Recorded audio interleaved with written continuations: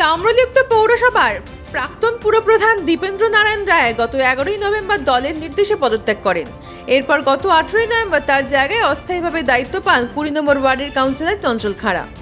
আইন অনুযায়ী অস্থায়ী পুরপ্রধান নিযুক্ত হলে 1 মাসের মধ্যে নতুন চেয়ারম্যানের নির্বাচনের জন্য পুরো বোর্ডের বৈঠক আহ্বান করতে হয়।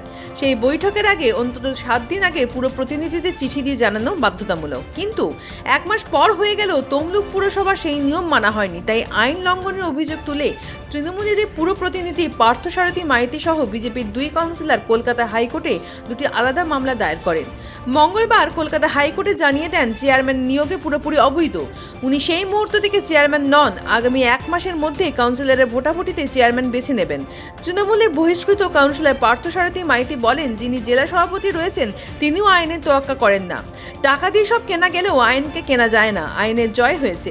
তমলুক পুরসভার 13 নম্বর ওয়ার্ডের বিজেপি কাউন্সিলর জয়া দাস নায়েক বলেন, ভারপ্রাপ্ত চেয়ারম্যান অবৈধভাবে চেয়ার আঁকড়ে পড়েছিলেন, নিয়ম মানছিলেন না, তাই আদালতের দ্বারস্থ হয়েছিলাম। আদালত রায় দিয়েছেন, তবু আদালতের রায় না মেনে উদ্ধতভাবে হ্যালো চেয়ারম্যান অনুষ্ঠান করে বেড়াচ্ছেন। তবে অভিযুক্ত ভারপ্রাপ্ত চেয়ারম্যান চঞ্চল খাড়া বলেন, বিজেপির গায়ে জ্বালা ধরেছে, তাই তারা হাইকোর্টে গেছে। দলের নির্দেশ অনুযায়ী চেয়ারে বসেছে। দলের সিদ্ধান্তেই অপেক্ষা করলাম। হাইকোর্টে আজকে একটা রায় বেরিয়েছে, সেই রায়টা আপনাদের তৃণমূল বিজেপির কয়েকজন কাউন্সিলর চেয়ারম্যান নিয়ে একটা হাইকোর্টে রায় বেরিয়েছে, কি বলবেন সেই রায় সম্পর্কে?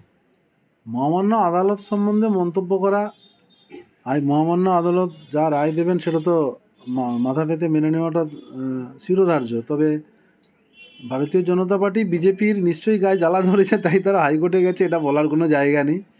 তবে আমি যতটুকু শুনেছি আগামী 1 মাসের মধ্যে আবার নতুনভাবে একটা ফ্রেশভাবে নির্বাচন করার জন্য রায় একটা দিয়েছেন। তো আগামী দিনে রায়ের জন্য আমার দল যেভাবে আমাকে নির্দেশ দেবে সেই মতো আমি পালন করব। দলের নির্দেশ অনুযায়ী আমি চেয়ারে বসেছি, দলের নির্দেশ অনুযায়ী আবার যা যা বলবে তাই তাই শুনুন। আমি দলের অনুগত সৈনিক, দলের সিদ্ধান্তই চূড়ান্ত। দলের নির্দেশের অপেক্ষায় থাকলাম, দল যেভাবে বলবে সেভাবে কাজ করব।